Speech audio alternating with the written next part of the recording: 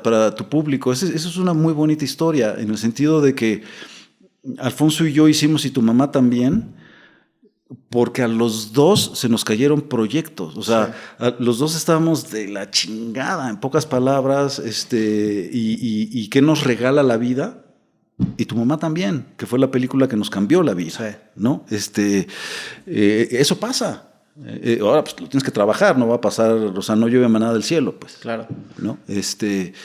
Y entonces ese proyecto que tenía, era como una especie de, pues como de la ley de Herodes, pero del sedillato. O sea, una crítica muy fuerte a la política mexicana, pero a finales del siglo XX, y al PRI, pues porque era lo que nos gobernaba, ¿no? Y entonces pues las cosas han cambiado, no mucho, pero han cambiado, ¿no? Y eso lo estoy adaptando para hacerlo de animación, ¿no? Porque de repente... ¿De animación? Sí, lo vi como una película de animación. Dije, puta, es que esto puede funcionar como animación, trayéndolo más a una actualidad de ahora, en donde la corrupción sigue siendo la misma o peor. Sí. Pero además hay una cuestión bien importante para mí. Los mexicanos tenemos muy asumido este pedo de la corrupción, pues porque lo vivimos todos los días, no solo en la cuestión cotidiana, que me parece muy superficial, sino con el poder. Y los países del primer mundo están como muy ajenos a su corrupción, pero son los más corruptos. O sea, siempre los índices de corrupción es que nosotros somos los más jodidos y estamos en el lugar no sé qué. Porque, sí, yo no voy a negar que estamos en el hoyo, ¿ok? Pero perdóname, invadir un país inocente se llama corrupción, y más si lo haces a través de mentiras. Bueno, eso hizo todo el primer mundo, ¿ok? No solo Estados Unidos, Canadá, España, Dinamarca, va, ¿ok? Y nada más no lo ven como corrupción. Sí. Okay. Pero internamente, ¿no crees también que una diferencia es que aquí en México las instituciones no se respetan? O sea, no hay como... Yo entiendo que en todas partes del mundo hay corrupción, pero por ejemplo la figura de la policía aquí se ve muy distinto a como se ve en Estados Unidos o en otros... Sí. Y tiene que ver con eso, pero tiene que ver con nuestra historia. Pues, o sea, yo creo que el mexicano, a partir de la colonia, habría que ver con un prehispanista. Yo quiero creer que como eran las sociedades prehispánicas, la autoridad era muy respetada. Sí.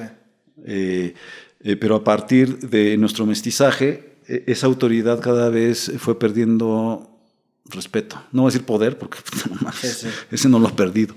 Y entonces nuestra relación con ese tipo de figuras de autoridad del mexicano, pues es de cagarte de risa, pues. O sea, el mexicano promedio no confía en la policía, y estás en un momento de peligro y te cuestionas si llamar a la policía, cuando en el primer mundo, aunque les digan pigs y también tengan una connotación negativa, sí hay un respeto, porque sí responden a la sociedad, ¿no? O sea, por ejemplo, cuando se murió mi mamá, pues lo que uno hace es llamar a la ambulancia, ¿no? Y entonces, ¿a dónde llamas a la ambulancia? Al 911. Entérense que cuando llamas al 911 no te van a mandar ni una puta ambulancia. Lo que te van a mandar es una patrulla, ¿ok? ¿Aquí en México? En la Ciudad de México, sí. Y cuando yo llegué a casa de mamá, lo que había era una patrulla fuera esperando. Y cuando le dije qué estaba haciendo ahí, me dijo para levantar el acta. Y le dije, ¿el acta de qué? Pues de que murió una persona. Le dije, no, está equivocadísimo, ¿no? Y entonces, afortunadamente, mi mamá estaba siendo cuidada por una enfermera tanatóloga, ¿no? Entonces le había tocado esto 1000 veces. Y cuando ya nos cagó el güey que estaba afuera, salió ella y le dijo así, pero ¿qué haces aquí? Ya, llégale. Lo que quería era su chayote, su mordida. ¿Su mordida de qué? O sea, imagínate el nivel de policía que tenemos, ¿no? Que tiene una familia con el dolor de la muerte de un ser querido y están en la puerta esperando su pinche mordida. ¿Ok? Y no, pues salió la enfermera y le dijo, esta fue muerte natural, aquí no hay ningún acta que levantar. Chao. Y cuando ya se lo dijo así con esa firmeza, se fue el cabrón y ya no dijo nada. Pero el cabrón estuvo esperando más de 2 horas, ¿eh? ¿Y qué hacía ese cabrón ahí en vez de estar cuidando y protegiendo a la ciudadanía? y dejando de pincharle las pelotas a una familia en un proceso de dolor. Bueno, esa es nuestra relación con la policía. Y sí, es bien distinta con la del primer mundo. Pero por eso que digo que es a ese nivel. Sí. O sea, la corrupción en México sí está a todos los niveles y de la que más se habla es la que está a ese nivel. Pero la corrupción del primer mundo, que puede ser mucho más peligrosa, está allá arriba. O sea, ¿tú crees de veras que Estados Unidos es una democracia? No mames, es una democracia que impone a sus presidentes. Claro. Y que los mangonea. O sea, el último capítulo de Succession, no mames, chapó. O sea, ¿cómo están todos decidiendo cuál va a ser el siguiente, el candidato republicano? Porque el mismo viejito tumbó al presidente sin querer queriendo.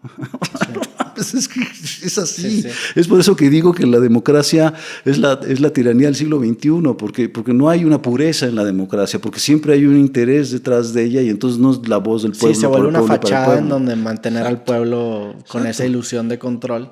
Exacto. Pero pues es una democracia en donde están los mismos actores. Democracias en el mundo son democracias corporativas, porque siempre hay una corporación o un tipo corporativo detrás de la política y de los poderes fácticos, ¿no? Y esa corrupción es la que no ve el primer mundo, que está empezando a ver poco a poco. ¿Por qué? Pues porque ya Murdoch tuvo un escándalo, pues sí. Porque ya los alemanes tuvieron sus escándalos, porque los pinches españoles han tenido muchísimos escándalos, porque los italianos son un puto escándalo, porque los ingleses, así como apretados como son, están entendiendo que son corruptísimos. Sí, sí.